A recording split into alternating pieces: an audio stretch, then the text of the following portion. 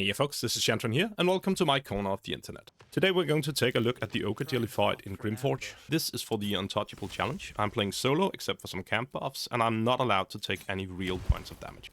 Okay, so here we go. We're just outside of the room at this point. I start by making Shovel invisible and moving her up there, just so she's more relevant for later.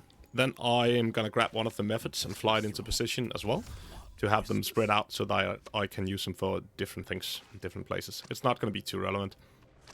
It doesn't spawn the mobs. I think it's because it doesn't pass through any of the side cones.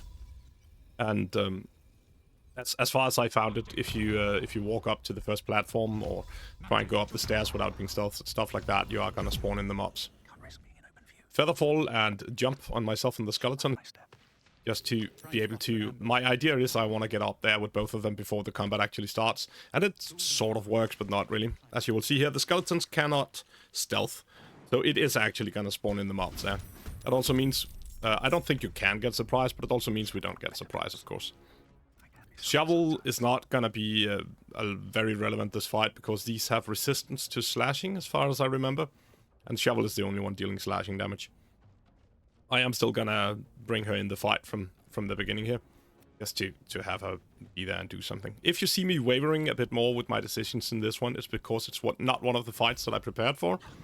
So it's a little more wingy on the tongue, and there you can see I actually checked the resistances there. I should have done that earlier. That might also have been why I chose to go with Shovel. She should just basically have been left out of the fight. She's not gonna do a lot. We start by spreading mod as usual to see if we can slow them down. In this case, they have a decently strong ranged attack, so we're not gonna make them entirely incapable of doing anything. But we might get advantage, and also we might make it so that we can control who they're gonna attack, which is kind of the idea here. Once again, wavering a bit, I'm going with a method, trying to see if we can get mod on the other one as well.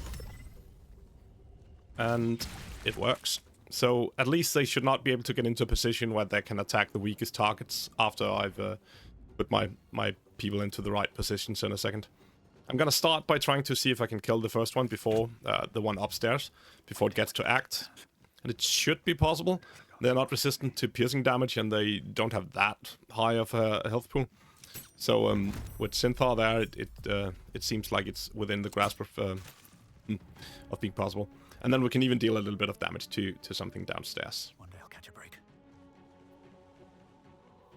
Once inside of range, we are getting advantage, which means 99% chance with advantage, blah, blah, blah.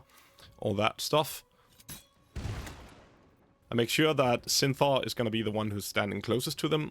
He should also be the one who... It's the only one that they can reach from down there with the Muddy debuff, is the idea of this. And then I realized that I haven't dipped my weapons, so I'm going to place the pool for next turn. Just because I want to finish this one in like a turn or two if I can. One of the methods is not in a perfect position. As you can see, it's only just behind like the corner of the stairs there, so they might go for that one. They're going for Synthar, as I hoped. I don't need to use the shield there, it's not going to deal a lot of damage. And now I should probably be able to take care of them more or less within this turn with all of the attacks from methods and advantage and everything. Oh, yeah, okay. Especially if I do a critical hit there. I think this, if I recall correctly, yeah, and I did. That was another critical hit coming right after. So now it doesn't have too much health left, and we can finish this up with the minions. We can even do it just with the skeleton there, so we didn't even have to bring the methods down there. And thank you for joining, if you have been. I've been Shantran, you've most definitely been awesome. Don't forget to do the YouTube stuff, and don't worry, we are going to get into some more interesting fights soon. I've got the near fight done, I just need some voiceover on it. That's all for today, bye bye.